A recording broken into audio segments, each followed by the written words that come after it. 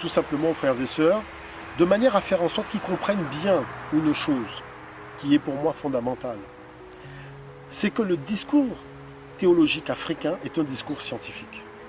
Et ça, il faut vraiment le comprendre. C'est un discours scientifique.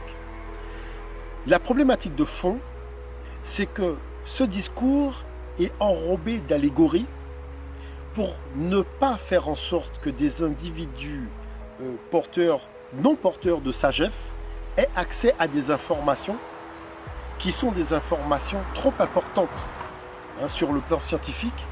Et on le voit, par exemple, ne serait-ce que le fait de découvrir l'atome, ça nous a emmené à la bombe atomique.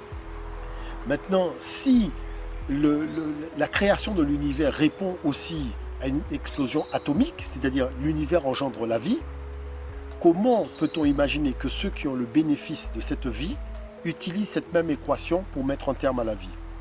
Donc c'est ce que nos ancêtres voulaient éviter. Vous voyez? Donc ce qu'on appelle les apprentis sorciers. Maintenant, la particularité de notre discours, c'est que nos ancêtres ont estimé que c'est dans une quête axiologique et scientifique des raisons supérieures, tant physiques que métaphysiques, ayant entraîné l'apparition ordonnancée de l'univers dans toutes ses dimensions, la biologie et aussi de la vie, d'une façon générale, la biodiversité, que résidaient en fait les réponses à un certain nombre de questions. D'où ça vient? Qui est à l'origine de la biodiversité, de l'univers et de la vie?